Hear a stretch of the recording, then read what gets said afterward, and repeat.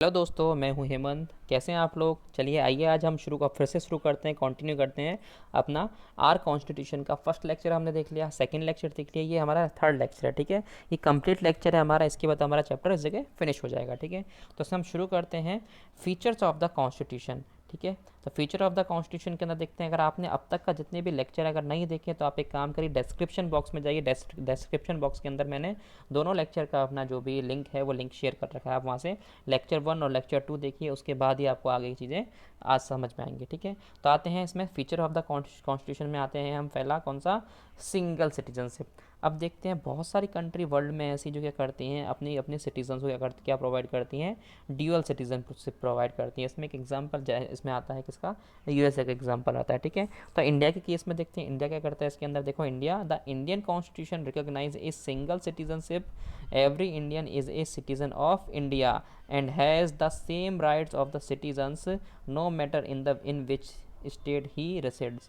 किस स्टेट के अंदर से वो बिलोंग करते हैं, किस स्टेट के अंदर वो रहते हैं, ये मैटर नहीं करता, क्योंकि हम सब लोगों को सिटीजनशिप कहाँ की मिलती है?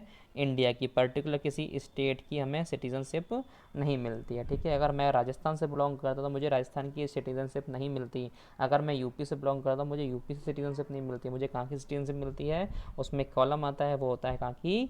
इंडिया। ठीक है, नेक्स्ट आते हैं इसी के अंदर। देखो, जैसे इसका एग्जांपल दे रखा है, एग्जांपल के अंदर यूएसए के अंदर आप देखोगे तो कितनी कितनी स्टेट्स हैं वहाँ पे? कुछ 50 स्टेट्स हैं। अगर कोई इंसान अगर बिलोंग करता है कहाँ से? कैलिफोर्निया से, तो उनके पास दो इसमें सिटीजनशिप होंगी, एक कैलिफोर्निया की और एक पर्टिकुलर यूएस की। ठीक है, ये दो उन जगह उनको सिटीजनशिप मिलती है। ठीक है, ये कहाँ किसके केस में है? ये यूएसए केस में। इंडिया के केस में सिंगल सिटीजनशिप ही एप्लीकेबल है। चलिए देखो, USA provides dual citizenship, one from state and other to national. ठीक है, ये दो उनके पास सिटीजनशिप है। ठीक है, नेक्स्ट आते हैं हमारा टॉपिक इसके अंदर। नेक्स्ट है कौन सा? नेक्स्ट है यूनिवर्सल एडल्ट फ्रेंचाइज। ये क्या है? Right to vote. ये क्या है कि हमारे पास राइट टू वोट का एक हमारे पास क्या है? एक राइट है कि हम लोग क्या कर सकते हैं? वोट कास्ट कर सकते हैं। उसके लिए अंदर अंदर में क्या कर रखा है? 1989 के अंदर इसके अंदर कुछ चेंजेस हुए। देखो, in 1989 the voting age was lowered. Lowered मतलब रिड्यूस्ड फ्रॉम 21 टू 18 ईयर्स। वो कम करके कितनी कर दी? 21 ईयर से 18 कर दी। पहले एज थी इसकी 21 ईयर्स। ठीक है, आज हमारे यहाँ पे 18 ईयर्स के जो भी कैंडिडेट्स हैं, जो भी हमारे यहाँ जिन लोगों का क्या है कि इलेक्टोरल लिस्ट के अंदर, वोटर्स लिस्ट के अंदर नाम है, वो क्या कर सकते हैं? उनके पास वोट कास्ट करने के राइट हैं। लेकिन कुछ कंडीशंस आएंगी, वो आगे हम कंडीशन देखते हैं। देखो क्या देखा है?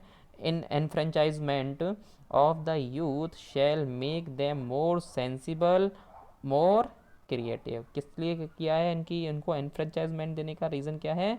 ताकि यूथ की जो भी हैं उनको क्या हो? सेंसिबल हो पाएँ, प्लस दूसरा उनको थोड़ा क्रिएटिव माइंड हो सके, ताकि वो अच्छा सोच सकें और अपने जितने भी अच्छे पॉलिटिकल लीडर हैं अच्छे अच्छे, उनको वो चुन सकें। ठीक है, next, who is a citizen of India.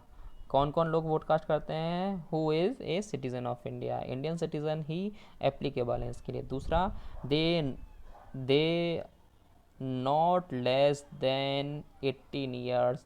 उन लोगों की एज 18 से कम नहीं होनी चाहिए। 18 से कम है तो वो लोग एप्लीकेबल नहीं है वोट कास्ट करने के लिए।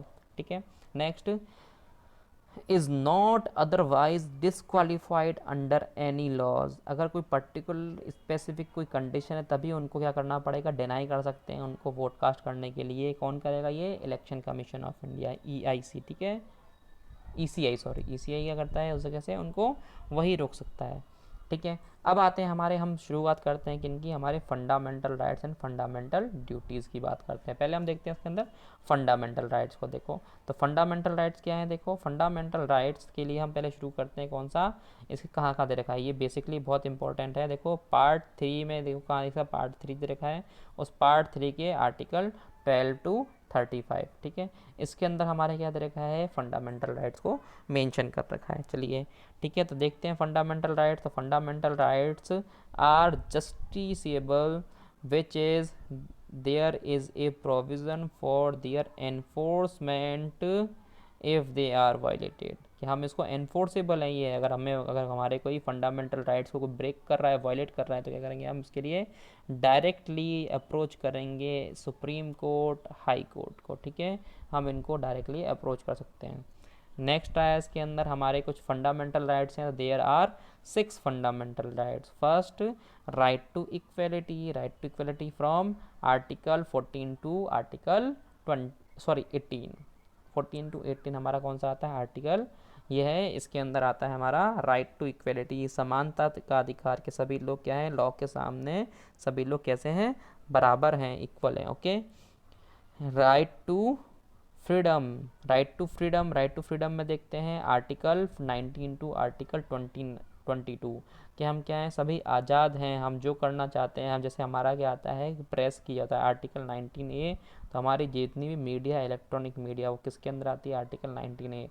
स्पेशली हमारे पास क्या है कि हम राइट टू एक्सप्रेशन है, हम अपना जो बोलना चाहते हैं एटलीस्ट उससे अपनी आवाज़ को बुलंद कर सकते हैं, ठीक है, वो किसके अंदर आता है, वो भी इसी के अंदर आता है, राइट टू फ्रीडम के अंदर, ठीक है। नेक्स्ट आता है इसके अंदर right against exploitation, right against exploitation, कि अगर हमारे कोई एक्सप्लॉइट कर रहा था हम उससे क्या कर सकते हैं, उसके खिलाफ अपने कोर्ट को का गेट खटखटा सकते हैं। ये कौन सा है article 23, 24। Okay. Next, freedom of religion, कि अपना जो भी रिलीजन हमें प्रैक्टिस करना है, जो भी प्रैक्टिस करना है, जो भी फॉलो करना है, तो हम उसे कर सकते हैं। इसके लिए हमारे पास कोई भी हमें कोई इसके लिए क्या नहीं कर सकता, ऐसे इनसे हमें डिप्रेस्ड नहीं कर सकता, ठीक है, डिप्राइव नहीं कर सकता। चलिए, ये कौन कौन से article 25 to 28। Next, cultural and educational right, कि हम अपने जो भी कल्चर है उस कल्चर को फॉलो करें। एजुकेशन लेने के लिए हमारे पास राइट है कि हमारी जो गवर्नमेंट है, गवर्नमेंट की तरफ से, कॉन्स्टिट्यूशन की तरफ से 6 टू 14 इस तक की एज के जितने भी बच्चे हैं उन सबको गवर्नमेंट की तरफ से free and compulsory elementary education provide की जाती है, ठीक है। ये हमारा किस में है, ये हमारा आता है आर्टिकल 29 टू आर्टिकल 30 में आता है, ठीक है। अभी आता है लास्ट हमारा एक है, वो है right to constitutional remedy, constitutional remedy article 32 to article 35, ठीक है। अब इसके अंदर आता है हमारा कौन सा, इसमें एक आर्टिकल 31 बीच में बचा, आप लोग सर्च करिएगा वो कहाँ गया, ठीक है, आप लोग सर्च कर सकते हैं उसको, तो देखिए, और अगर आपको मिलता है तो आप कमेंट बॉक्स के अंदर उस आंसर को डालिए, ठीक है। अब आते हैं कॉन्स्टिट्यूशनल रेमेडी, तो यह है आर्टिकल 32 टू आर्टिकल 35। ये है क्या है कि स्पिरिट ऑफ द डेमोक्रेसी, अब कॉन्स्टिट्यूशन का आप स्पिरिट मान सकते हैं, फंडामेंटल राइट्स का आप स्पिरिट मान सकते हैं उसे, ठीक है। कौन सा आर्टिकल 32, आर्टिकल 32 अगर हमें बाय द वे ऊपर से जितने भी हमारे जो कॉन्स्टिट्यूशनल राइट है, फंडामेंटल राइट्स, अगर कोई वायलेट कर रहे हैं तो आप क्या कर रहे हैं आर्टिकल 32 के थ्रू क्या कर सकते हैं, उन्हें अपने कोर्ट को अप्रोच कर सकते हैं, ठीक है। ये हो गए अब तक के हमारे फंडामेंटल राइट्स। अब हम डिस्कस करते हैं फंडामेंटल ड्यूटीज़। फंडामेंटल ड्यूटीज़ के अंदर आता है, देखो 42nd amendment 1976 act added a new part, कौन सा पार्ट है ये, part 4A to constitution. It contains several duty to uphold and protect the unity, क्या करना है, एक तो अपहोल्ड करना है, दूसरा प्रोटेक्ट करना है यूनिटी एंड इंटीग्रिटी, देश को एक रखना है। ये सारे काम किसके हैं, ये, और दूसरा काम क्या दे रखा है इसके अंदर, safe guard of public property बचानी है। ये सारी ड्यूटी किसकी है, एवरी सिटीज़न ऑफ इंडिया, जितने भी सिटीजन्स हैं इंडिया के उन सब की ड्यूटी है कि अपनी कंट्री की जितनी पब्लिक प्रॉपर्टी है उसकी इंटीग्रिटी, यूनिटी है, उसको बरकरार रखना है, प्लस दूसरा कंट्री को अपहोल्ड करना है, कंट्री को ऊपर बढ़ाना है, कंट्री को प्रोग्रेसिव बनाना है, ठीक है। ये सारी हर एक सिटीज़न की ड्यूटीज़ हैं, ठीक है। नेक्स्ट आते हैं हम DPSP पे, ठीक है, directive principle of the state policy. और इसमें क्या आएगा, देखो, to create a social order in which justice of every kind shall prevail, कि मेन प्रिवेल क्या है इसके अंदर, जस्टिस जरूरी है, कि ऐसा ना हो कि सोशल ऑर्डर बना रहे, सोशल ऑर्डर ख़राब नहीं होना चाहिए उसके लिए, ठीक है। इसमें क्या है, the citizen have adequate means of livelihood, कि उनके पास क्या होना चाहिए, उनका प्रॉपर जॉब, अनएम्प्लॉयमेंट की कंडीशन ना हो। आज अगर हम देश के अंदर देखते हैं तो कुछ जो हमारी अनएम्प्लॉयमेंट रेट है वो वर्ल्ड अब तक की हम देखें तो करीब 40 सालों से ज़्यादा है, कुछ 30 और 40% के अराउंड आती है, ठीक है। तो इसके ऊपर हमारी गवर्नमेंट्स को काम करना चाहिए। ये क्या है कि ये गवर्नमेंट की पॉलिसीज़ के अंदर आता है। Next, the economic system does not result in concentration of wealth, कि क्या है कि वेल्थ किसी एक के हाथ में ना हो, सारा पैसा किसी एक के हाथ में ना हो, ठीक है। ऐसा सिस्टम को क्या करना चाहिए, उस जगह रोकना चाहिए, ठीक है, उसको परमिट नहीं करता।